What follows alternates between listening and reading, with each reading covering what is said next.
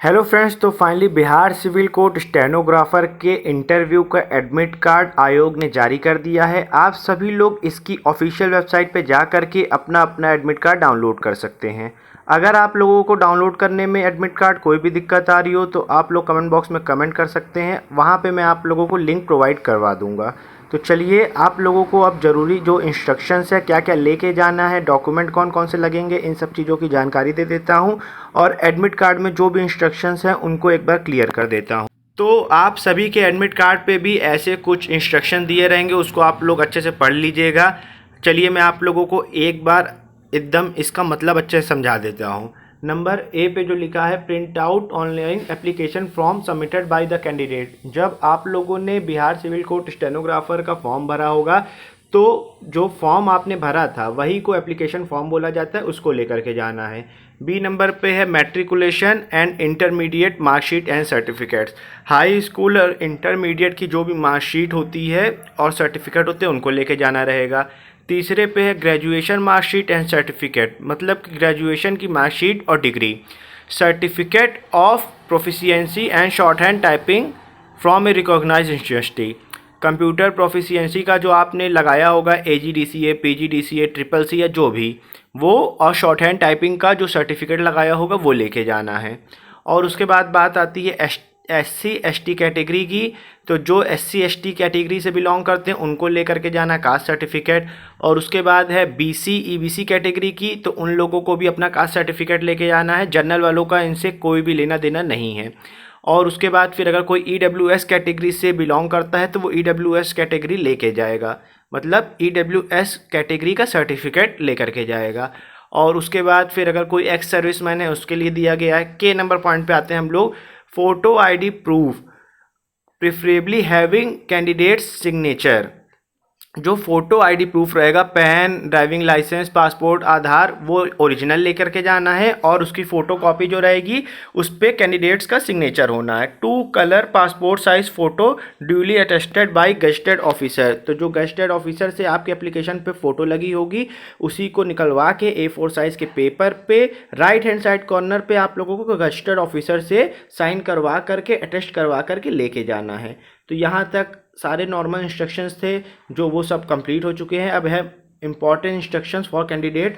तो इसमें जो है ये जो प्रिंट है, इंटरव्यू जो लेटर आया है आपका एडमिट कार्ड जिसको बोल सकते हैं, उसको दोस्तों A4 साइज पे ही लेकर के जाना है।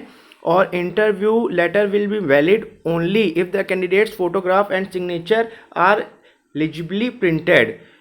जो इंटरव्यू का लेटर रहेगा एडमिट कार्ड, वो तभी वैलिड माना जाएगा जब कैंडिडेट की जो फोटोग्राफ होती है और सिग्नेचर होगी वो पढ़ने लायक और देखने लायक रहेगा। Entry to civil court premises shall not be granted without the interview letter. Without interview letter के मतलब बिना एडमिट कार्ड के आपके आप लोगों को जो सिविल कोर्ट में जहाँ पे भी आपका सेंटर गया वहाँ पे एंट्री नहीं दी जाएगी। उसके बाद सेकंड पॉइंट की बात करूँ तो लिखा हुआ है, please read the instruction mention interview letter and carefully bring only required additional items as mentioned in the instructions।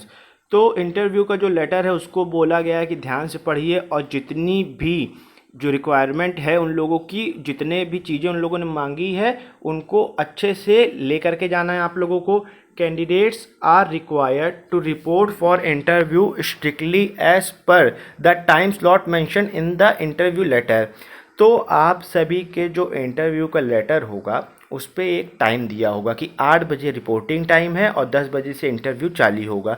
तो इसी हिसाब से आप लोगों को अपने टाइम पे जो भी आप लोगों को टाइम दिया है विद इन टाइम वहाँ पे एंट्री कर लेनी है, नहीं तो फिर बाद में आप लोगों को एंट्री नहीं दी जाएगी। और उसके बाद फिर नेक्स्ट पॉइंट की बात कर लेता हूँ। Candidates must carry valid identity proof in original. जो आपका ID रहेगा, आधार, पैन, DL जो भी है आप लोगों के पास हो, वो ओरिजिनल भी लेके जाना है और उसकी फ़ोटो कॉपी भी लेकर के जानी है। वो कुछ भी हो सकता है, तो जो आपके पास अच्छे से हो अवेलेबल उसको आप लोग ले जा सकते हैं। Having name, father's name, date of birth, मतलब उस पर आप जो ID रहेगी उस पर आपके पिताजी का नाम होना चाहिए और डेट ऑफ बर्थ होनी चाहिए आपकी। Along with the interview letter issued to the candidate shall produce the same on demand. जो इंटरव्यू का कॉल लेटर नहीं, इंटरव्यू का जो एडमिट कार्ड है उसको लेके जाना रहेगा। The detail mention on the ID card must match with the details appearing on the interview letter, else the candidate may be denied entry to the civil court premises for interview. जो आपकी ID रहेगी दोस्तों और जो interview जो admit card रहेगा, उन दोनों को मैच किया जाएगा। दोनों की डिटेल्स, जो भी आपके पास ID रहे और जो इंटरव्यू लेटर इसमें लिखा हुआ है, वो दोनों की जो डिटेल्स हैं वो मैच खानी चाहिए, नहीं तो फिर आप लोगों को एंट्री नहीं मिलेगी।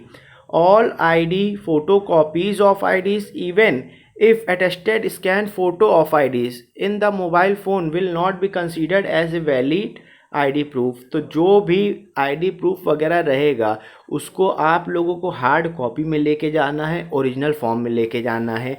मोबाइल में किसी भी तरीके से ID को कंसीडर नहीं किया जाएगा। उसके बाद जो पॉइंट नंबर 5 है, इसमें सेम एज इट इज़ जो आपके इंटरव्यू लेटर एडमिट कार्ड में दिया गया था, वही सारे पॉइंट दोबारा इन्होंने रिपीट किए हैं, जो कि मैंने ऊपर आप लोगों को बता दिया है। अब नेक्स्ट पॉइंट की बात करें, if the candidates who had claimed for availing benefits of reservation of any reserved category including EWS category, his/her application form fails to produce the valid certificates on the interview, their candidature may be unreserved category। तो भाई लोग, अगर आप लोग अपना जो category का certificate है EWS का, अगर वो आप लोग उनके सामने प्रोड्यूस करने में असफल हो जाते हैं तो आप लोगों को जनरल कैटेगरी में काउंट किया जाएगा। Number 7, if the candidates who had given there employment details, अगर किसी भी कैंडिडेट्स जो नौकरी में हैं अपनी एम्प्लॉयमेंट डिटेल दिया है फॉर्म भरते time, failed to produce the NOC no objection certificate permission issued from his/her employer on the date of interview, their candidature is liable to be cancelled, they will not be allowed interview। तो भाई लोग, जो भी नौकरी पेशे वाला आदमी है उनको नो ऑब्जेक्शन सर्टिफिकेट जहां वो लोग काम कर रहे हैं वहां से बनवा करके लेके जाना पड़ेगा, नहीं तो उनका जो कैंडिडेचर का सिलेक्शन जो होगा उसको कैंसिल कर दिया जाएगा, मतलब जो भी कैंडिडेट रहेगा उसको डिस्क्वालीफाइड कर दिया जाएगा। नेक्स्ट पॉइंट की बात करें, the interview letter is provisional subject to satisfying the eligibility condition and as given in the advertisement, this does not given any guarantee for employment. तो भाई लोग, ये जो इंटरव्यू लेटर है ये आपका एम्प्लॉयमेंट की गारंटी नहीं लेता है, ये आप लोगों को मतलब ये नहीं श्योर करता है कि इसके बाद आप लोगों को नौकरी मिल ही जाएगी। और इसके बाद है, in case it is detected at any stage that candidates does not fulfil the eligibility criteria, अगर किसी भी स्टेज में उन लोग को ये पता चल गया कि जो कैंडिडेट हैं वो एलिजिबिलिटी क्राइटेरिया जो है उसको किसी भी तरीके से कोई भी इनकरेक्ट इन्फॉर्मेशन दी है या कोई चीज़ छिपाया गया है या कोई डिटेल नहीं दी गई है, तो उसका कैंडिडेचर कैंसिल कर दिया जाएगा। नेक्स्ट पॉइंट की बात करूं तो नेक्स्ट पॉइंट है, किसी भी तरीके का ट्रैवल अलाउंस नहीं दिया जाएगा। उसके बाद फिर है 10 point, no candidate will be allowed to enter the civil court premises without interview letter, मतलब बिना इंटरव्यू लेटर और वैलिड ID के आप लोग को एंट्री नहीं दी जाएगी। नेक्स्ट पॉइंट है, any unruly behaviour disturbance in the civil court premises will be viewed seriously and may entail legal proceeding against the concern candidate. अगर आपका कोई भी बिहेवियर ऐसा रहा उन लोगों को डिस्टर्बिंग टाइप का, तो आप लोगों को खिलाफ जो भी लीगल कार्रवाई होती वो करी जाएगी। Candidates are advise to check updates on the official website, that is Patna district court की जो भी वेबसाइट है वहाँ पे जा करके आप लोगों को सारी चीज़ें चेक करते रहना है। तो आई होप दोस्तों आप लोगों को सारी डिटेल्स मैंने अच्छे से बता दी है।